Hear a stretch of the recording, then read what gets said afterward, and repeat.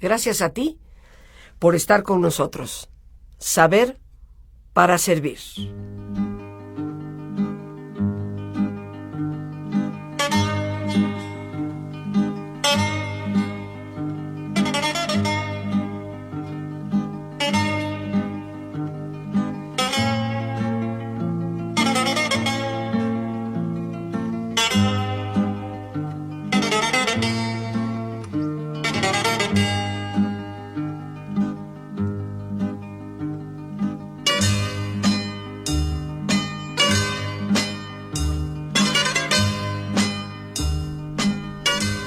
Nuevamente Jueves Cultural, queridos amigos.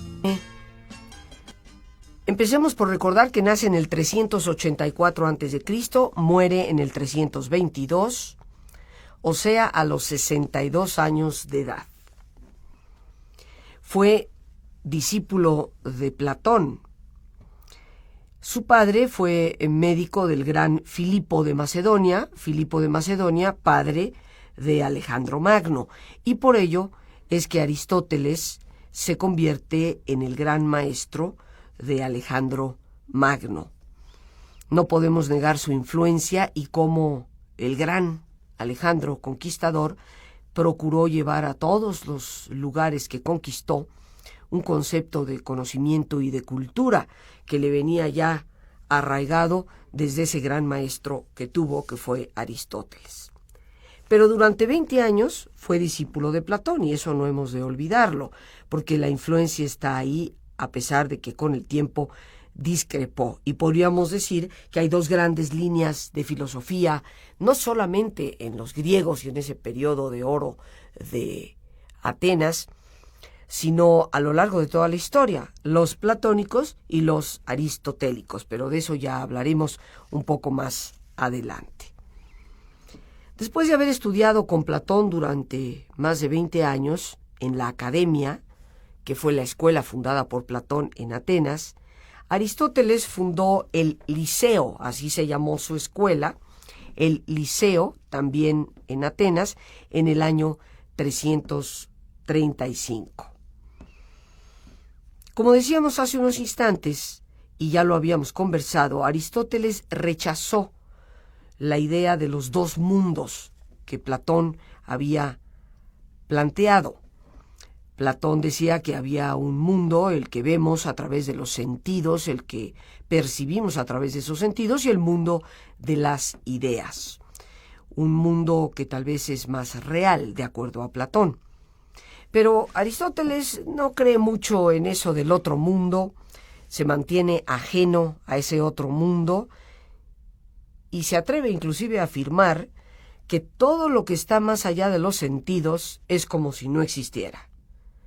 Si nuestros sentidos no son capaces de percibir ese algo no existe. Podemos ya ver desde aquí la gran influencia que Aristóteles ha tenido a lo largo de los siglos. Muchas personas siguen insistiendo que si no lo ves y no lo tocas no existe. Cuánto lamento para Aristóteles que la física más actual, la física cuántica, pues tienda a ir en contra de ese postulado que él estableció, diciéndonos que todo lo que está más allá de los sentidos no existe.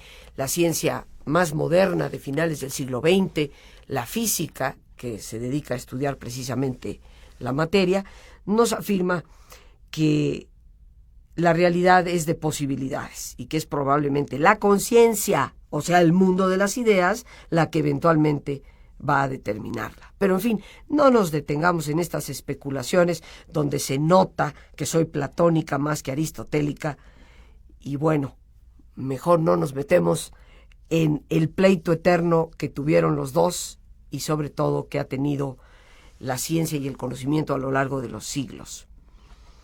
Pero lo que sí tenemos que afirmar, y lo hemos conversado, es que Aristóteles es eminentemente objetivo. Hay que conocerlo todo a través de los sentidos. Entre los grandes logros de Aristóteles que permanecen a nuestra época está el hecho de que él fue quien clasificó las ciencias.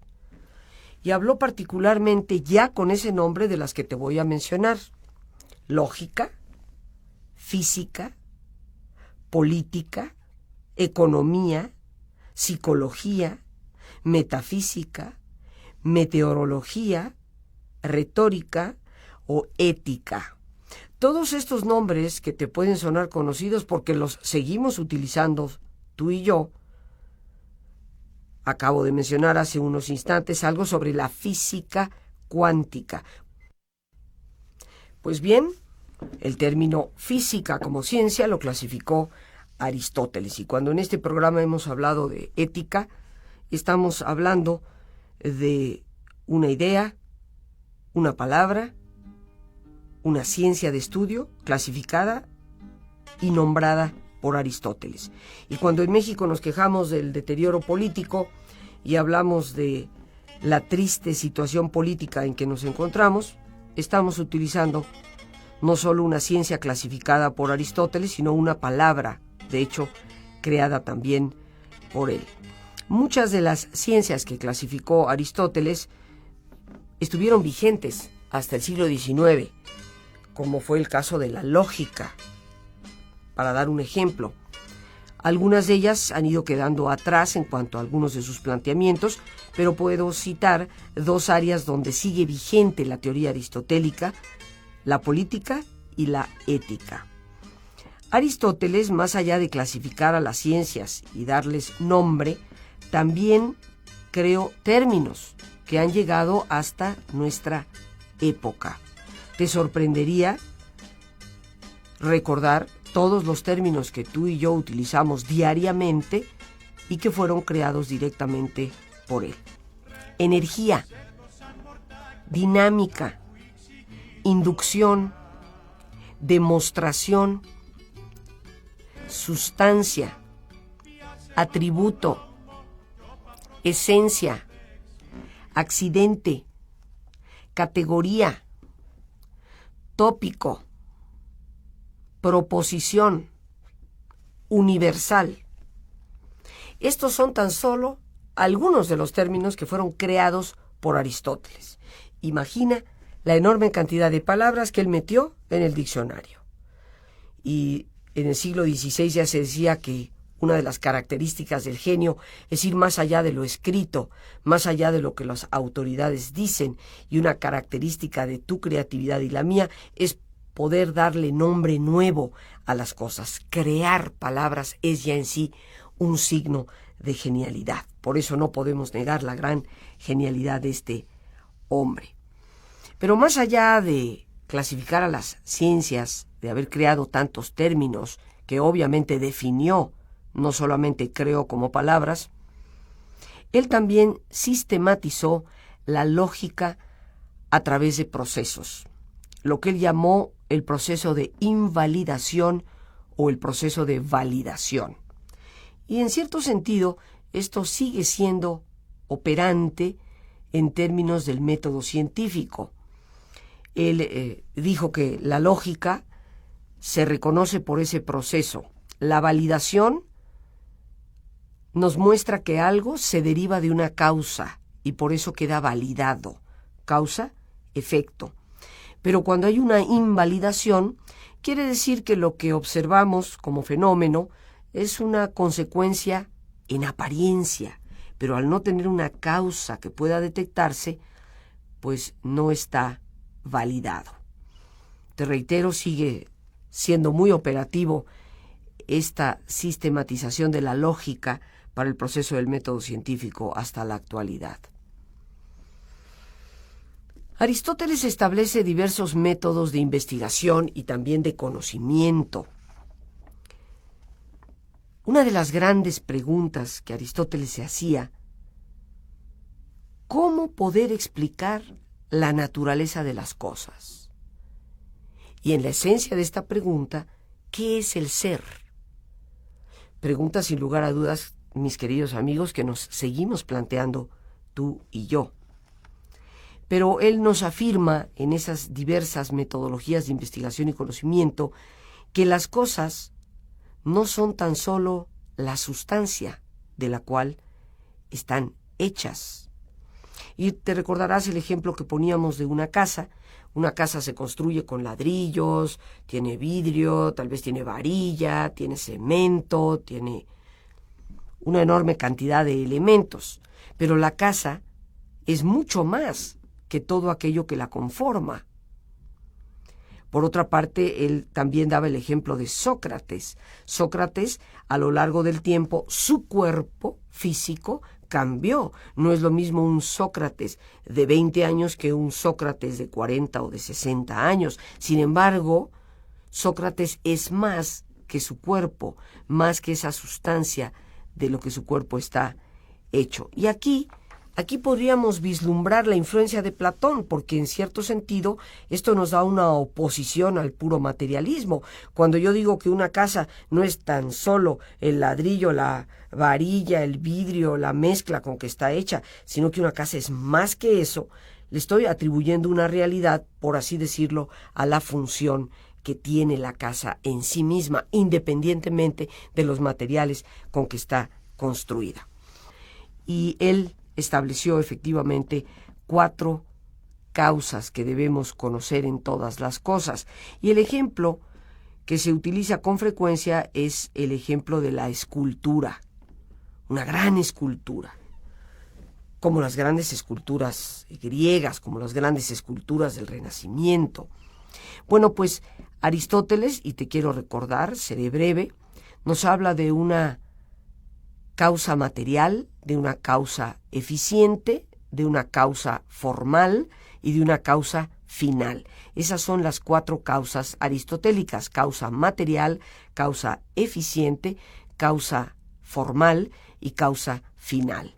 Y en el ejemplo de la escultura esto lo podemos ver con sencillez. El mármol es la causa material, es la materia prima con la que está hecha la escultura.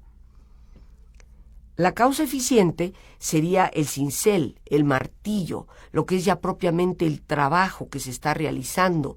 Lo que está haciendo el escultor es una causa eficiente que va transformando la causa material, aunque por supuesto no la niega. Y después viene la causa formal, y esto ya tiene que ver con la forma de la escultura, porque la escultura puede haber sido un caballo, o puede haber sido una mujer, o puede haber sido una figura de Cristo. Esa es la forma que ya ha tomado la causa material con una causa eficiente y que determina su causa formal. Pero también hay una causa final, porque el escultor, pues ahora sí que no lo hizo de oquis, ¿no? Sabemos que, por ejemplo, Miguel Ángel ha sido uno de los artistas más ricos de toda la historia. Era, en su época, verdadero millonario. Nada de que pobrecito y no tenía que comer. Se ha investigado ya recientemente sobre las cuentas de banco que tenía, la enorme cantidad de dinero que exigía por sus obras. Y bueno, pues como decíamos, el escultor tiene como finalidad al hacer esa obra la fama o tal vez la fortuna, o las dos. Pero hay una causa final para esa escultura. Aristóteles, más allá de estas 4 causas, nos hablaba de la verdadera esencia del objeto. ¿Y cuál es la verdadera esencia de las cosas para Aristóteles? Pues nada más y nada menos que la función intrínseca, o sea, la utilidad. ¿Cuál es la verdadera esencia de las cosas? La función que tienen, aquello para lo cual son útiles. No podemos negar que de muchas de estas ideas aristotélicas también se va derivando a la larga lo que llamamos el materialismo.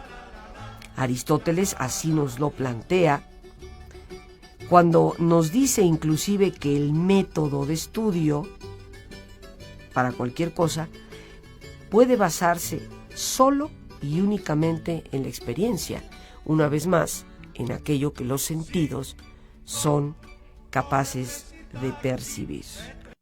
Vamos pues, queridos amigos. Pero regresando a Aristóteles, decíamos su método basado solo en la experiencia, pero curiosamente, como en todos los seres humanos también se dan contradicciones, porque Aristóteles también nos propone lo que él llama el término medio, ese camino de en medio sin extremos. Apunta inclusive que inclusive la virtud, cuando llega a extremos, cuando no camina por el término medio, se convierte en vicio. Y nos da varios ejemplos, y tú y yo podemos tomar más, pero tenemos la virtud del dar, del compartir. Sin embargo, en los extremos se convierte en derroche y en el otro extremo en avaricia. Una virtud que en sus dos extremos es vicio. El valor, y más en la época de los griegos, ¿no? Ser valiente era importante, época de grandes guerras. Su discípulo Alejandro Magno, gran conquistador. Pero del valor, que es una virtud, derivamos dos extremos que representan vicio. Por un lado está la cobardía, cuando hay carencia total de valor, y por el otro lado, en su otro extremo, cuando el valor se desborda, inconmensurable, se convierte en temeridad, ser temerarios, lo cual aniquila totalmente la prudencia. Por lo tanto, tanto la cobardía como la temeridad se convierten, de acuerdo a Aristóteles, en un vicio. Son los extremos de una virtud. Hay que caminar por el término medio. ¿Y por qué? Pues nos dice Aristóteles que solo el equilibrio conduce a la felicidad. Solo el equilibrio conduce a la felicidad. Y curiosamente, la historia de la filosofía a lo largo de los siglos se vio siempre jalada por estos extremos, Platón y Aristóteles. Platón más con una tendencia espiritual, Aristóteles más con una tendencia material. Y curiosamente fue hasta el siglo XVIII un gran filósofo, del cual ya hablaremos más adelante en alguno de los programas en que yo me autoinvite para compartir contigo algunos de estos temas. El gran filósofo Emmanuel Kant es el que llega a unir, a tratar de conciliar tanto el área platónica como el área aristotélica para enriquecer de verdad el conocimiento humano, las teorías del conocimiento que se llaman epistemología. Estas palabras raras que a veces oímos, ¿qué significan? Epistemología, que quiere decir teoría del conocimiento. Y es Kant, en el siglo XVIII, quien en sus teorías del conocimiento, en su epistemología, reúne finalmente pues todos los lados positivos de Platón y también de Aristóteles. Una de las obras que más influyó de Aristóteles a través de todos los tiempos es la Ética a Nicómaco. Este libro, esta obra de ética, ha influido sobre toda la historia desde que fue escrita. Y junto con la política, con su obra de teoría política, posiblemente han sido las que más han dado al mundo una línea casi continua en cuanto a sus planteamientos. Aristóteles, en cuanto a política, decía lo siguiente: la misión del Estado es crear condiciones para que la gente lleve una vida plena y una vida feliz, para que la gente, el pueblo, pueda satisfacer todas sus necesidades. Añadía inclusive que la felicidad se alcanza siendo parte de la sociedad y nunca de forma aislada. O sea que el ser humano no puede anhelar y alcanzar la verdadera felicidad por sí mismo y solo. Tiene que ser parte de el grupo. Precisamente por esa necesidad de ser parte de la sociedad y de no poder alcanzar la felicidad de forma aislada, dice Aristóteles, y aquí lo cito textualmente, el hombre es, por naturaleza, un animal político. O sea, el hombre por naturaleza pertenece, es parte de el grupo de la ciudad. Recordemos que polis en griego quiere decir ciudad, y el político en términos antiguos y de sus raíces, significa aquel que cuida de la ciudad. En aquel entonces existían las ciudades-estado. No eran países como tales, sino ciudades que en sí mismas eran un estado. Recordemos Atenas, Esparta, Macedonia, Micenas, muy antiguo, Troya, de la época de Micenas, etc. Pero ahí tenemos cómo la política de Aristóteles pues ha causado una influencia a lo largo de todos los siglos. Los seres humanos, nos dice Aristóteles, tenemos esa tendencia a buscar la felicidad por nosotros mismos. Y si seguimos sus definiciones, pues nos daremos cuenta cuánta falta nos hace un Aristóteles en México en estas épocas, que nos recuerde que el Estado está para procurarle al pueblo bienestar, equilibrio, satisfacción de necesidades, y cuánta falta nos hace precisamente el ser parte y no vivir en este individualismo tan terrible en el que hoy estamos viviendo. Por último, y mira que hemos tratado de condensar, he procurado en un mapa mental que tengo aquí frente a mí, habiéndolo sacado de mis libros y de mis lecturas sobre Aristóteles, condensar el gigante pensamiento de este gigante del pensar humano, para acercarnos a una conclusión de todo lo que hemos abarcado en forma de síntesis sobre Aristóteles, su obra poética. Y esta obra es el estudio de la literatura y de la tragedia. Ciertamente recordemos que ya para ese entonces Grecia se lucía por sus grandes escritores, personas como Aristófanes, el genio de la comedia, Sófocles, el genio de la tragedia. Ya existía sin lugar a dudas pues toda esa corriente del escribir, de la lectura. Y en esta obra poética, así se titula, Aristóteles hace un estudio de lo que es literatura y tragedia. Sin embargo, le da prioridad absoluta a lo que es la tragedia. Él de alguna forma se fascina con el concepto de la tragedia. ¿Y por qué? Porque él dice que la tragedia nos conduce a una especie de catarsis, o sea, a una especie como de crisis. Nos vemos muy reflejados, ¿no? Y yo creo que a todos nos ha sucedido, hasta en la actualidad, cuando a veces vamos a otro tipo de teatro, como es el cine, que se nos mueve por adentro el sentimiento, la emoción. Y él apuntaba a que la tragedia conduce a esa catarsis. ¿Y qué es la catarsis? ¿Qué es esa crisis?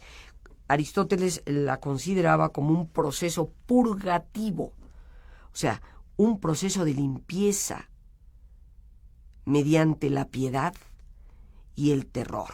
O sea, la escena trágica nos movía internamente hacia la piedad, la compasión, y por otro lado hacia el terror, o sea, el miedo en su nivel extremo. Y esta piedad por una parte y este terror ante lo que representaba la tragedia, el terror de que un Edipo terminara finalmente casándose efectivamente con su madre, después de haber matado a su papá. Pues nos da terror pensarlo, y a la vez una gran piedad, conmiseración, y esto genera en nosotros mismos, decía Aristóteles, un proceso purgativo, un proceso de limpieza, de cuestionamiento, diría yo, sobre nuestros propios sentimientos. Y por eso fue que él a la tragedia le dio tanta importancia, por lo que él consideraba generaba en nosotros. Una de las cosas extraordinarias, como tantas en Aristóteles, es que en esta obra de poética él define las tres partes de que se compone una tragedia y que a lo largo de los siglos, mis queridos amigos, ha constituido lo que llamamos normas aristotélicas prácticamente en el teatro. Él dice que la obra se desarrolla a través de un planteamiento, luego hay un nudo y luego hay un desenlace. Lo que en términos del teatro hasta el siglo XX prácticamente se ha llamado el planteamiento, el clímax y el desenlace. O sea, una obra de teatro te plantea una circunstancia que va subiendo de tono, de emoción, hasta llegar a un clímax, y de ahí ya viene un desenlace con el cual va a terminar. Generalmente esto define 3 actos en una obra teatral, y en el siglo XVI se retomó del concepto de la poética de Aristóteles y se les dio el nombre de normas aristotélicas de la tragedia, pero que fueron más allá, a otro tipo de obras de teatro, no necesariamente tragedias, para hacer el planteamiento, el clímax y el desenlace. ¿Qué podemos decir, mis queridos amigos, después de haber visto A Ojo de Pájaro? ¿Qué podemos decir de este gran hombre del conocimiento humano? Un verdadero genio a todas luces. Cicerón, un gran pensador, tiempo después de él, Cicerón fue uno de los grandes asesores del primer César de Roma, que se llamó César Augusto, su nombre original Octaviano, sobrino de Julio César, y Cicerón fue uno de sus grandes asesores y escritores. Cicerón decía sobre la prosa de Aristóteles: su prosa es río de oro. Muchos siglos después, otro de los grandes del pensamiento humano, ni qué decir de la literatura, nada más y nada menos que Dante Alighieri, decía de Aristóteles: él es el maestro de aquellos que saben. Un título muy significativo, venido de un hombre como el mismo Dante Alighieri. Por supuesto, para él, llegar al paraíso representaba ya el saber de Aristóteles. Pero digamos y recordemos lo que el mismo Aristóteles dijo sobre nosotros como seres humanos. El hombre, por naturaleza, desea saber. Y cierto es, mis queridos amigos, que los seres humanos, por naturaleza, tenemos esa curiosidad que nos lanza a tratar de adquirir conocimiento, y es ese conocimiento el que nos ayuda una y otra vez a resolver problemas. Ojalá que ese anhelo del saber que tenemos se convierta en lo que es, y ha sido mi lema personal durante muchos años, un saber para servir.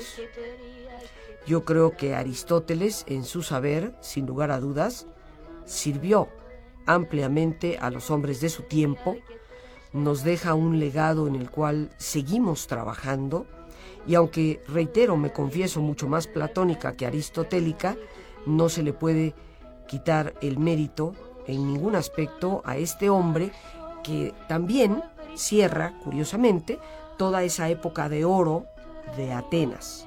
Y ya después de él aparece otra corriente muy distinta llamada los cínicos, de los cuales más adelante, en algún otro programa en que me autoinvite, estaremos conversando. Pero podríamos decir que con él, con este gran hombre, Aristóteles, cerramos este ciclo de lo que es el nacer de la filosofía en Occidente. Pues bien, queridos amigos, las gracias a Dios por este espacio que nos permite compartir. A ti, el más importante de todos, gracias por tu paciencia al escucharme y por ayudarme siempre a crecer contigo. Que Dios te bendiga.